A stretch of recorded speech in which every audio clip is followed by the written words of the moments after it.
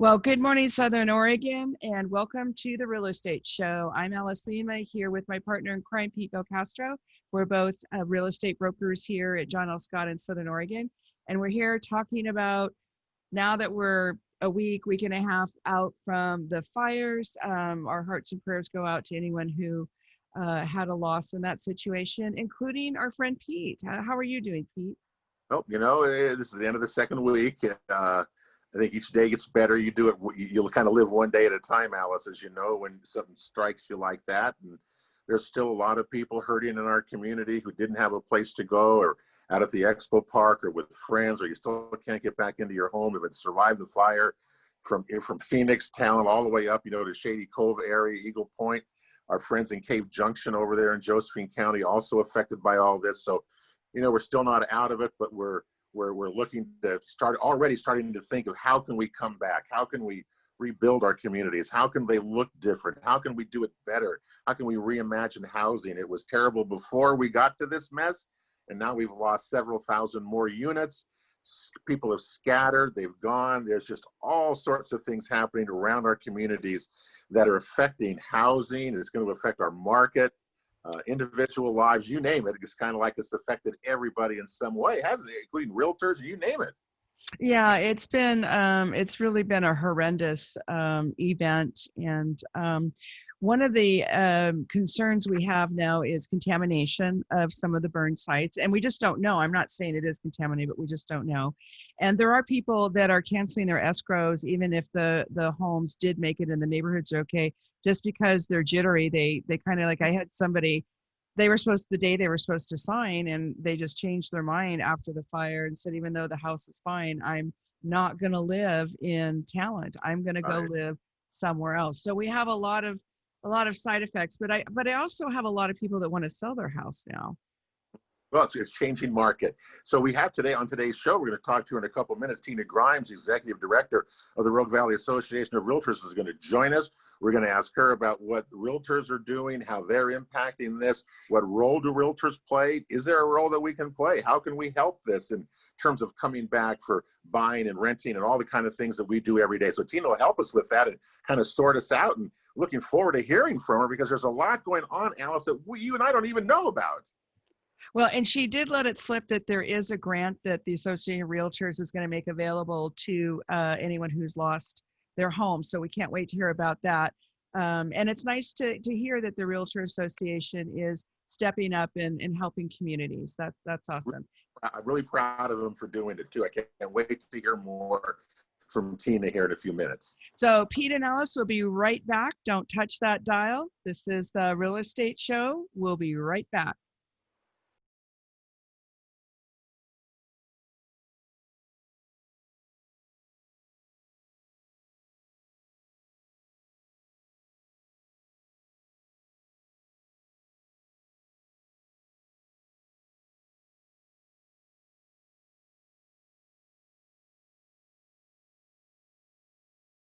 Well, welcome back to the Real Estate Show, folks. I'm Alice Lema here with my partner in crime, Pete Belcastro. We're both real estate brokers here in Southern Oregon with John L. Scott. And we're so excited to welcome Tina Grimes, the Executive Director of the Rogue Valley Association of Realtors here, because she has a lot of information about community resources and also some grants and all kinds of good updates here as we finished our first 10 days or so of the fire situation. So welcome, Tina. Happy to be here. Yeah, thank you. So where would you like to start? There's so many things going on. Oh, well, let's start with the grant. After the last week, I'm surprised I remember my own name. So. Right, yeah. And how are you? Are you and your family okay?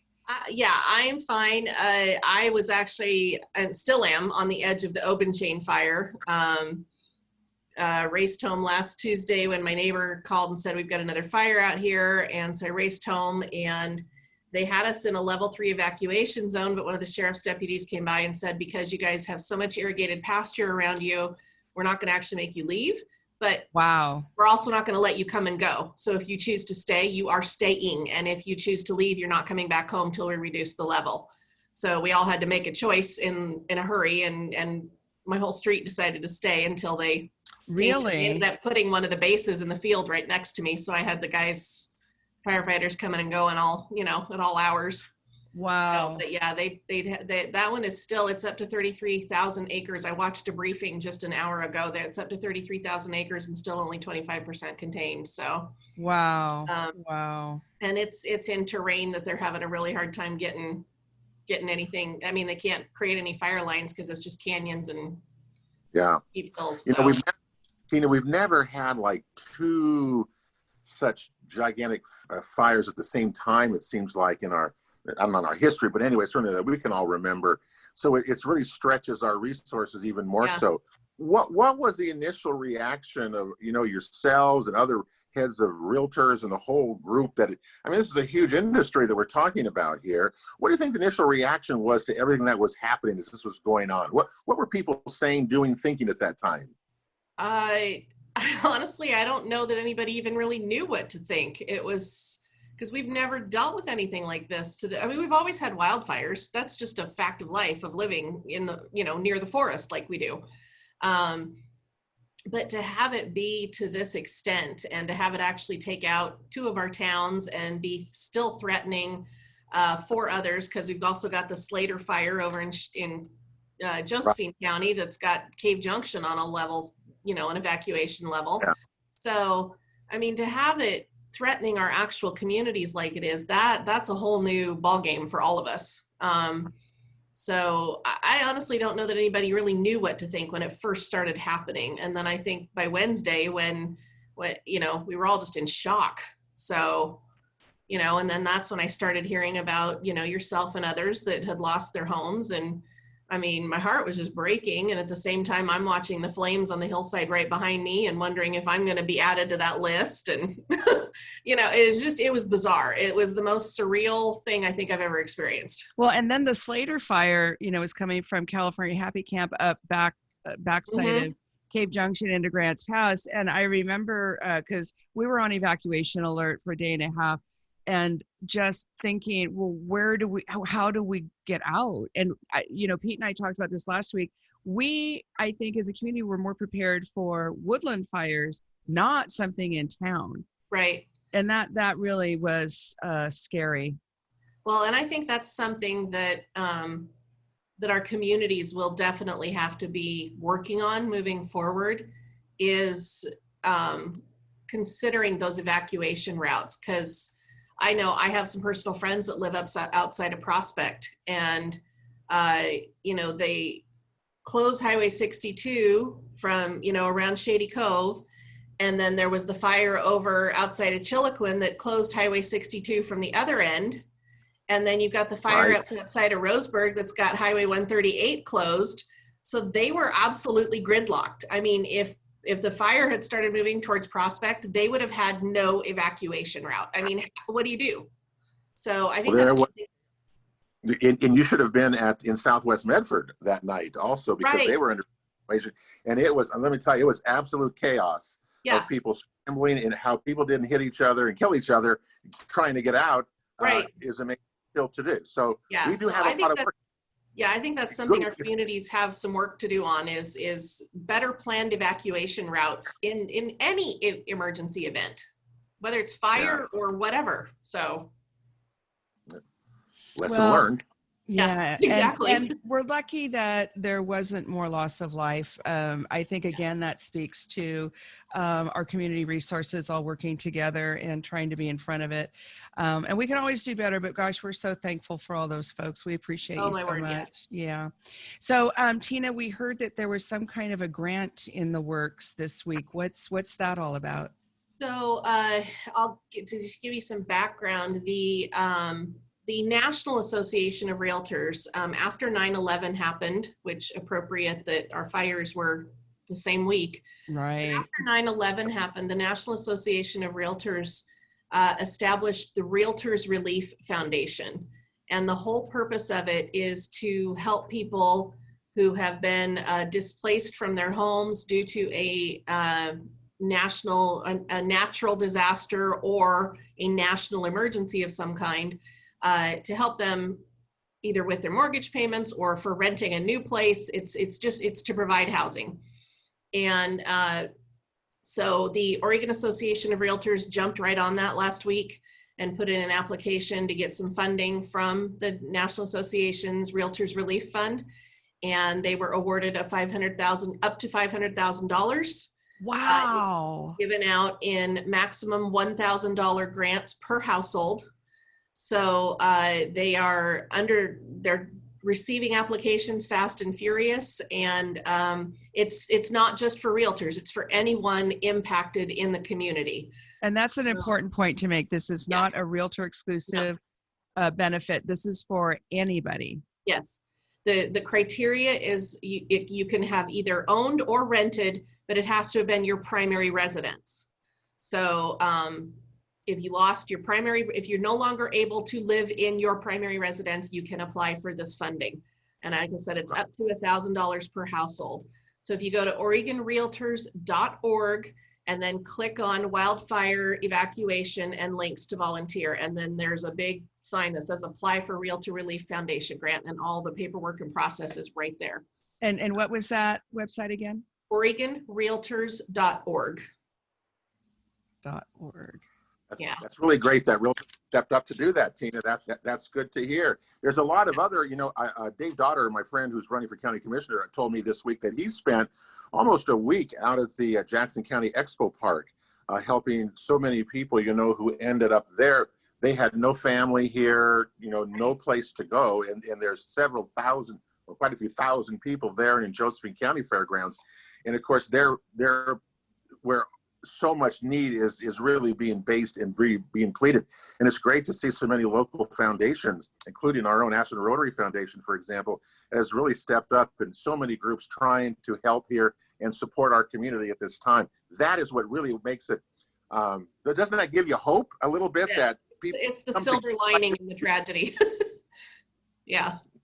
Yeah, and we are working on other, so though that first wave of funds has really strict criteria around it because of it being from that National Association's Realtors Relief Foundation.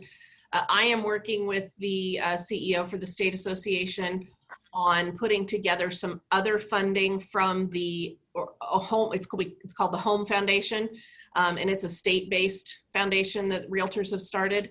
That we could use for some other things, like if they need clothing or food, or it wouldn't have such strict criteria around it. And we're working on that, but of course we're trying to figure out the guidelines and what, the foundation can legally do and can't do within its structure. So hopefully we'll have some stuff ironed out on that by the end of this week. And the Home Foundation, I know we've raised money for that in the past, right? Through RVAR. Yeah. It's one of the big things that it's where the RVAR, isn't that where the RVAR first-time homebuyer program money comes from and stuff like that, Tina? Yes. Yeah, so the Rogue Valley Food and Wine Classic that we have every year, all of the proceeds from that go to the Home Foundation, and then they funnel back to us to access to the first-time homebuyers grant. So, and aren't we going to need Habitat for Humanity too? Yeah. Yeah, and aren't we going to need that grant still in the future as we try to rebuild with so many renters maybe becoming buyers if we can do that? Yes. There's so many things out there that are going to come up that we're going to have to face as we do this. Yes, definitely. So I'm so glad that you're here today, Tina, because I think the community is going to be really excited to hear how generous and proactive the real estate organization locally is, and nationally. And I think we as agents don't really talk about it very much because we're just taking care of people. Right. And they don't really know that there's this huge, amazing umbrella organization on 2 levels, state and national, that gets involved in natural disasters and helping first-time home buyers and things like that. And how amazing is it that this $1,000 grant that you were just talking about is applicable to renters, people who are tenants. Yeah. So that's, like I said, it's as long as it was your primary residence, whether you rented it or you owned it, then you're eligible for these funds. Yeah. That's fabulous. That's fabulous. I don't know a lot of other organizations that do things like that. So. No, I don't either. And I mean, I've been working here for almost it'll be 20 years this December, actually. And I've gotten involved in the association world in general, and I don't know of any of the other industries that have an association tied to them that gets involved in the communities like the Realtors do, because it's so many people think real estate is just about buying and selling homes, but it's not. It's really about building quality communities, because we don't just want houses, we want homes, and there is a big difference. So yeah, there absolutely is. So can you explain a little bit about where all this money comes from? Because again, I don't know if the community quite understands how this is funded. Absolutely, yeah. So the Realtors Relief Foundation that this initial wave of funding is coming from is all donation based from businesses and realtors from around the country that donate. In fact, the Rogue Valley Association of Realtors has donated to it multiple times, mostly for our colleagues back east who live in hurricane and tornado land. And now it's been paid forward. We paid it forward because now we're getting some of those funds back. So it's all donation based, and same with the Home Foundation. It's all 100% donation based. So, it's not realtors carving chunks out of their commissions. It's not, associations paying in. It is just people giving over and above because they believe in quality communities. Yeah, and it really is an amazing thing. And it's so unfortunate to have had this horrible disaster here in our area, but it's wonderful that we're getting so much help from all over the country from our fellow realtors. Yeah, exactly. So let's. I know we got a break coming. Oh, go ahead. Just a reminder, everybody, we're still working remotely, so we talk over each other sometimes. Go ahead, Pete. Sorry about that. Hey, we got a break coming up in a minute, and you brought up briefly about renters and how that the Oregon Realtors.org also helps renters, but the renters seem to be like the forgotten group in this whole thing. We talk about homeowners and those kinds of things, but there were several thousand, renters that have been displaced here, Alice, as in the apartments along Phoenix and Talon. And those are the people that are going to scatter. Those are the people we don't want to leave our community because there are a lot of young people in there. How can we find housing for them? What are the issues? Where are we going to put these people now who are sitting out at the expo? These are the tough questions that we're going to have to address now, because they just can't sit at the expo for the next 2-3 years while we our communities dither of what to do. This is what we want to ask Tina in the next segment. What do we do now? How can we start this process, and what do we do? And how are we going to reimagine our communities as we're done with this? And including the Bear Creek Greenway, which needs to never have the fuels that it had in it that burned so badly here last week. So we got a lot of tough questions to answer. This is the easy part. We got relief coming, and look what we're doing. The tough stuff is still to come. Yep. Yeah. So Tina, we've got a couple minutes right before the break. Is there anything you want to share along those lines? Since we're talking, kind of devoting this segment to the relief stuff, I would just say, be very, very careful. If you're donating, make sure you're donating to a reputable organization. You pull up GoFundMe, and you pull up Oregon Wildfires right now, and there are pages and pages of GoFundMe accounts that have been created. And I guarantee you not all of those are legitimate. So just make sure that if you're donating to a GoFundMe thing, that it is someone you personally know, so that it's legitimate, or you're donating to a reputable organization. And if you're applying for relief funds, make sure that, again, it's a reputable organization, that if they're asking for personal information, that it's going to be treated well, and you're not, as wonderful as the community is when stuff like this happens, it's also ripe opportunity for scammers and people who are wanting to commit fraud and crime to show up. So just be cautious if you're donating or if you're applying for relief funds, that you know who you're working with. Yeah, that's a really good point. And so if somebody wants to donate to this fund you were just talking about, they would go to OregonRealtors.org.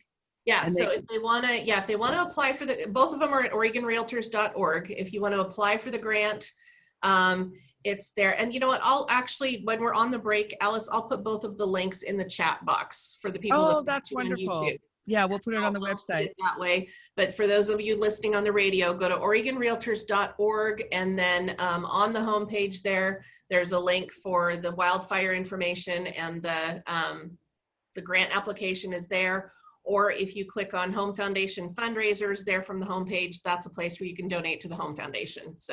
So we're here talking to Tina Grimes, Executive Director of the Rogue Valley Association of Realtors. We are speaking primarily right now about a grant that is available to displaced people from the fires, and that's for tenants and homeowners.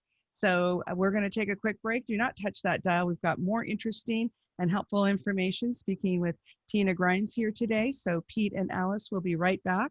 We'll see you soon.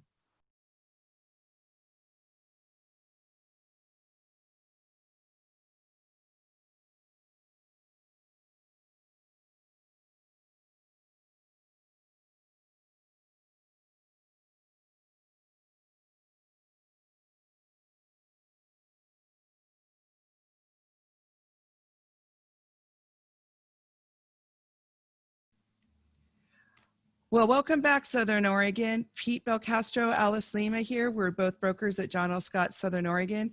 And we're here talking to Tina Grimes about what's going on with the Rogue Valley Association of Realtors and grant programs for displaced persons. And just in general, what's now that we're sort of at the other side of this fire disaster, what is happening with housing in our local area. So thank you, Tina, for being with us. Tina has a website where if you want to apply for a $1,000 grant, that website is OregonRealtors.org. We'll also try to put it on this broadcast, and you can get that whether you're a tenant or a homeowner. So we'll keep repeating that so people can write that down. But in the meantime, let's talk about what happens now. What's the next step? Yeah, it's a daunting task considering that our vacancy rates were already next to nothing even before this happened. And now we have thousands of people needing homes. It's really going to take some concerted conversations and efforts with our local municipalities to make it as easy as possible for builders to get building. We don't want to bury people in red tape. So working with them, and we'll be starting those conversations soon, just trying to figure out, like Pete said earlier, while it's a tragedy, it's also an opportunity to shape a better community. So let's sit down and let's figure out what that looks like, and then let's make it happen. Yeah, and Pete, since you're intimately involved in this process, having recently lost your home, what are your thoughts about the rebuilding process? Well, here's what I've contacted and actually talked to several of the residents who had homes in my area, others who have been affected too.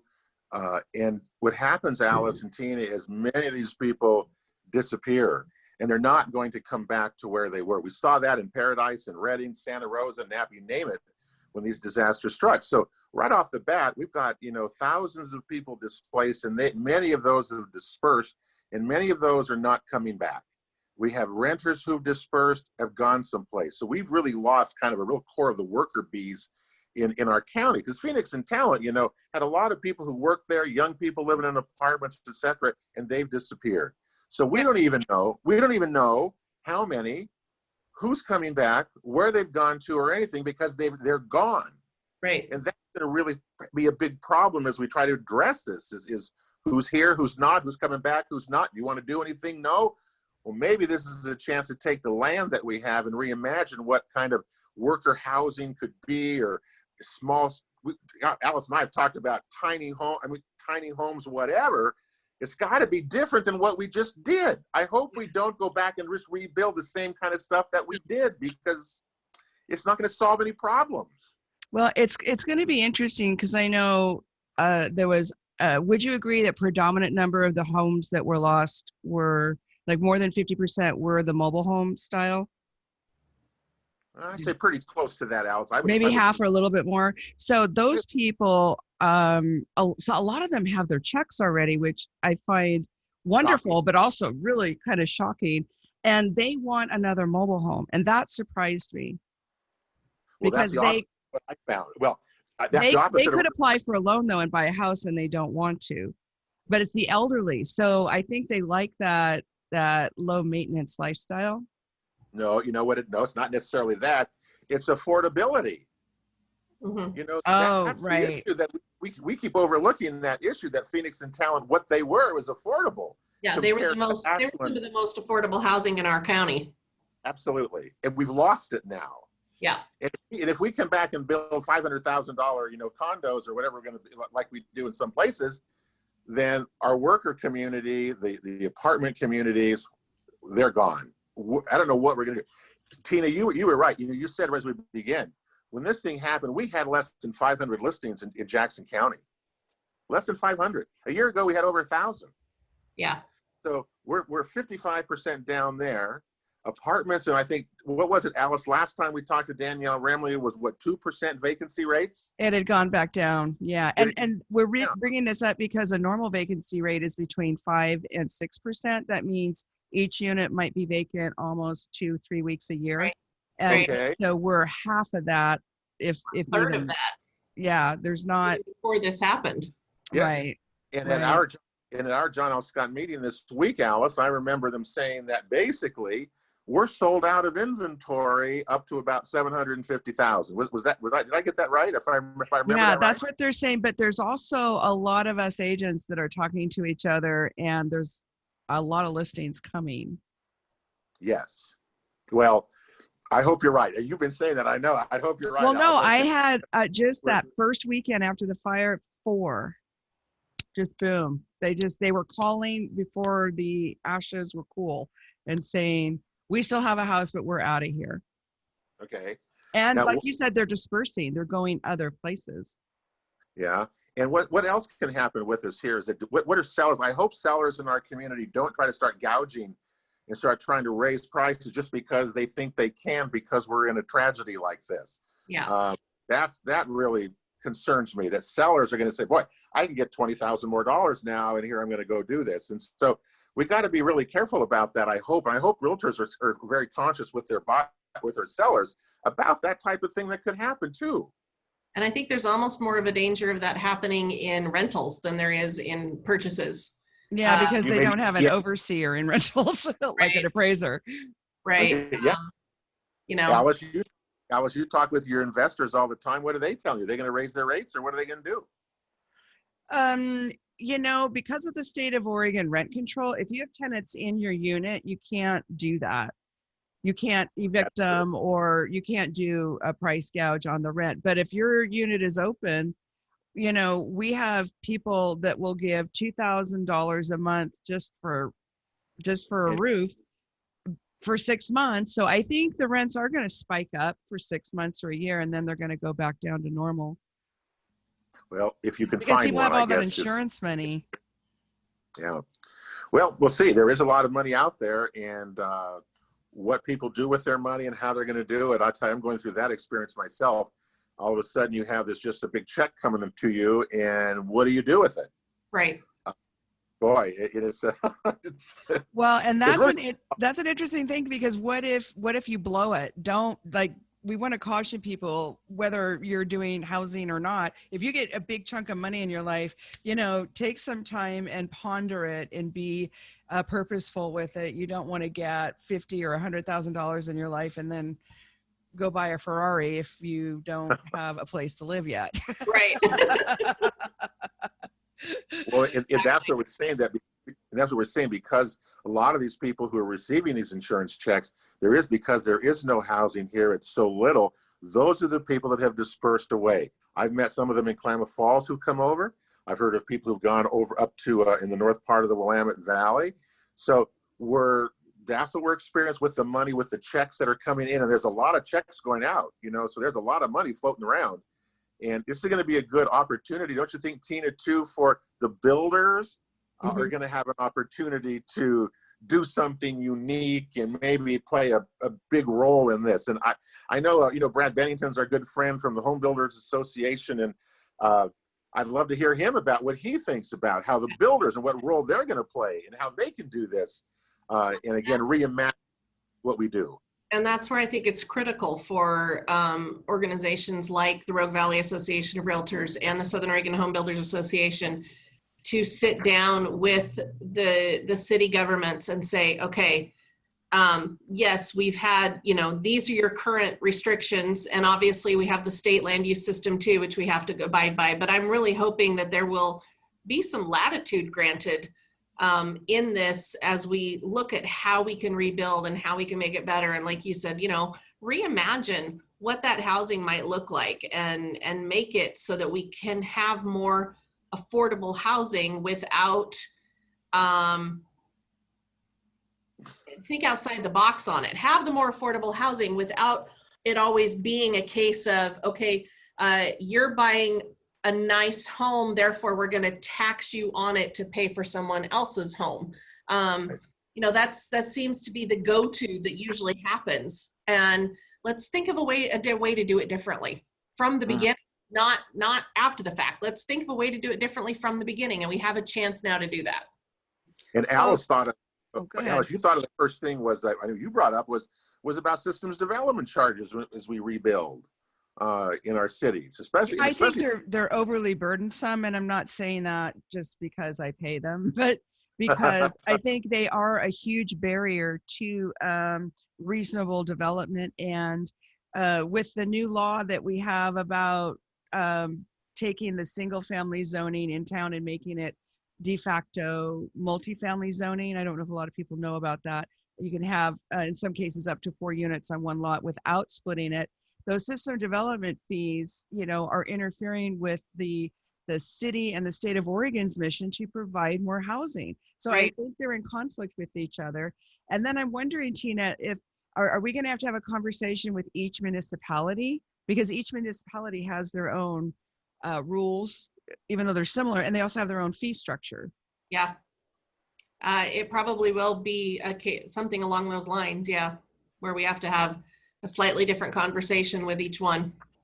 Is there any way, because we're still in the throes of this disaster, that it can be organized to be inclusive? I'm hoping so. Like we're so early in the stages of this that I don't really know the answer to that for sure yet. Mm-hmm. Well, go ahead, Pete.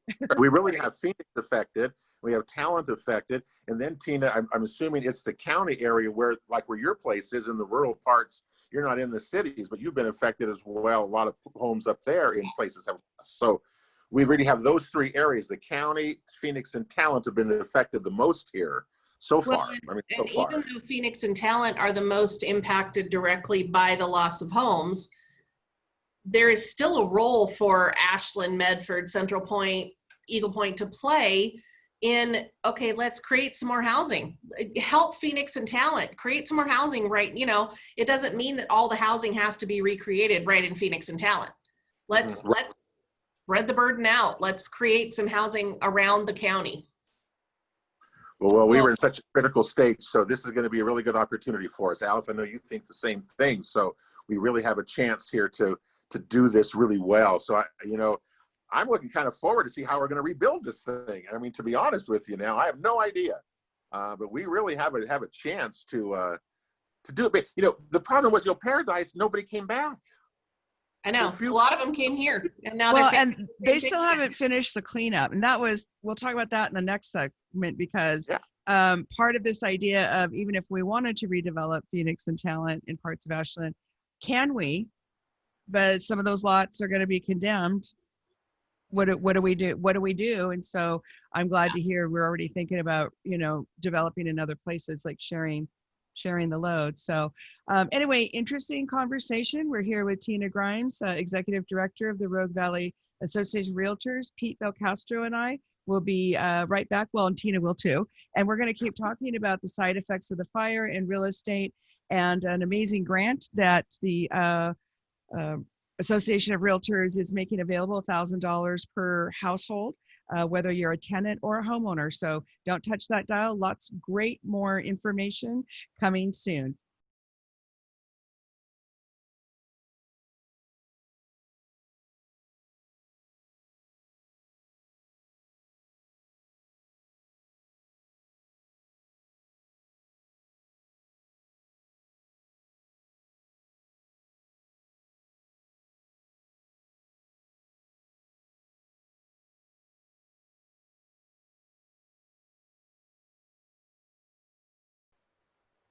Well, here we are again, Southern Oregon, Alice Lema and Pete Belcastro. We're realtors here at John L. Scott, and we're talking about real estate, the fires, the aftermath, and some amazing grants that the Association of Realtors is making available. We're here with Tina Grimes, the Executive Director of the Rogue Valley Association of Realtors. And Tina, we right before the break, we were talking about what happens to the land if it cannot be developed, and are there any chemical issues, are there any contamination issues with the areas that have been destroyed?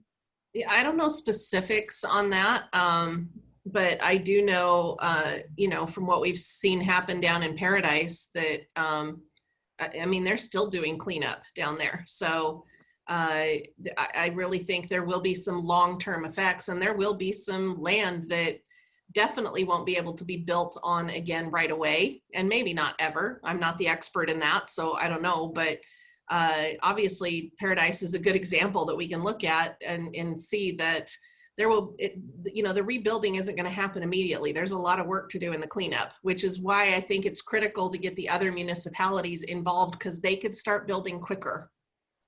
So. And speaking of building, Alice, we had a shortage of builders and contract laborers, before this. And now, as I think, Tina, you said right at the beginning, if you contract with somebody, make sure that they're a licensed and bonded, obviously, contractor, and don't get some shyster to come and say they're going to help you here, because that's not going to do it. You're going to get taken. So that's really good advice that you gave there, about to watch for that, because that's going to happen to us if we're not careful also. Well, and one of my roofer friends, Rick Hadley of Hadley Roofing, I was talking to him last weekend, and he's really worried about, are we going to have people to do the work? There's going to be work. There's going to be projects, but where are they going to get the trained labor if that's who lost their home and they left the area? So are we going to be able to rebuild? Yeah, I did see a press release earlier today that Samaritan's Purse, that organization, is sending a team to Southern Oregon to help rebuild. Wow. And they come into an area and they'll stay for 6 to 8 months with rotating experienced volunteer builders in and out, and they donate their time. So I'm not sure exactly what all that's going to look like. I just saw the press release that they were sending a team. So that's awesome. That's good news, but that doesn't help us in the long term. I mean, that's good for now, and I'm very thankful for it. But we're talking years. We're probably talking 2 to 3 years before we really truly are recovered from this, as we've seen happen in Paradise. So, we've got to look at the long term, because, as you said, we were short on those laborers before this happened. A lot of the Phoenix talent community is those younger laborers that were working in trades like that, and who knows if they will leave or stay.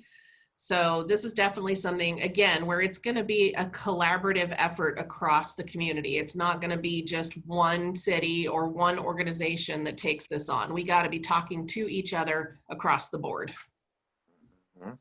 So have we had any contact with any of the other municipalities yet, or is it just too soon? I personally haven't.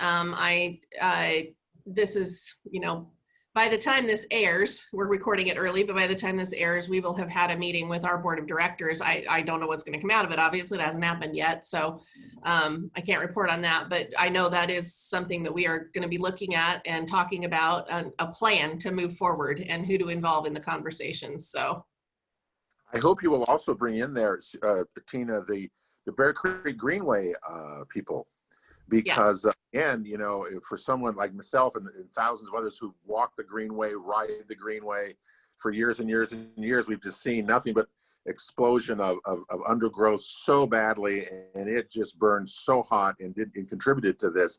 And I hope the Greenway people can be brought in also to how can we manage the Greenway better? How can we mitigate the undergrowth that we saw so badly and so burned? So, they're part of the solution too for the future of building along the Greenway now that none of us thought could burn, which did burn. Now we got to address it in the future as well. Yeah, and there was, I want to say this is probably 5-6 years ago, maybe. I remember it happening, and we actually were part of the conversation, submitted some letters to the city about it, but where they were expanding the riparian corridor, and when they did that, that means you can't touch anything, and it really put in some strict regulations that I think in the long run have hurt us with that, because the Greenway could not be as maintained because you weren't allowed to touch certain plants.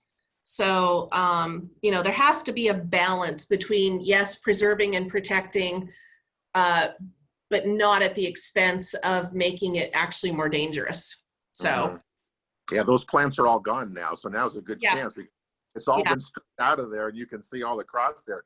I would say U.S. Cellular Park did a fabulous job of thinning out there in the Greenway.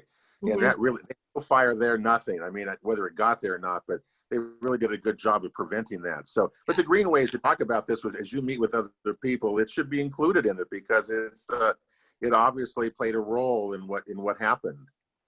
Well, and interestingly enough, ironically enough, we have been working for over a year with the Rogue Valley Association of Realtors has been working for over a year with the city of Ashland on launching a comprehensive FireWise education campaign for the city of Ashland. But now I'm going, okay, that we're going to take everything from that and we're going to be talking to all the cities about it, because it talks about what vegetation and landscaping is best for helping to, prevent wildfire, and what kinds of materials to use on your house and how to vent things correct. I mean, it's this comprehensive thing that the city of Ashland has done a phenomenal job on. And we stepped in and said, let's help you get the word out. Let's help educate it. We got a grant from the National Association of Realtors to do a bunch of education. We created a certification for home inspectors so that they can become FireWise certified inspectors. So I really see, like I said, ironically enough, we just launched it in Ashland 2 weeks ago. But now that same information is going to be used in all of our conversations with all the municipalities. I see that happening moving forward. So that is fantastic. That can really be a good template. Yeah. And it helps start the conversation, because even as the three of us are just discussing it and we're in the business, there are so many areas that need to be addressed, topics. It's overwhelming already, and we've only been chatting for less than an hour. So it's really going to be a big job. But I really like how interdependent and cooperative all of the emergency and utility groups work together to get the initial event under control. And I'm hoping that if we could get that kind of on a civic level, then maybe we could get something done quickly for a change. Yeah, I agree. Yeah, I am so proud of how our community has been in the last week, from the firefighters and the first responders to the citizens just stepping up and helping each other. And it's really been a phenomenal, as Pete said earlier, hope-inspiring thing to see. It really has. We're a tough group here in Southern Oregon, aren't we, Pete? No, we are. All those people I know at the expo who've lost or displaced as they're slowly moving back. You don't make decisions. I've seen a number of different things. You don't make any decisions for 30 days. You wait. It's just a mourning period to get over it, as we're all going through for our community. So, but we're going to get there, Alice. It's going to be different. We're going to look different. We're going to be different, and hopefully we're going to be better. Yeah.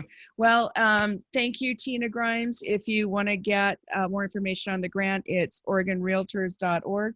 This is Pete and Alice from John L. Scott, Southern Oregon, saying thank you. Our hearts and our prayers go out to you if you've lost a home. If there's something we can do, please let us know. Otherwise, you can watch this episode again tomorrow at 6 p.m. Have a beautiful Southern Oregon weekend. We'll see you next week. Bye now. Thank you for having me.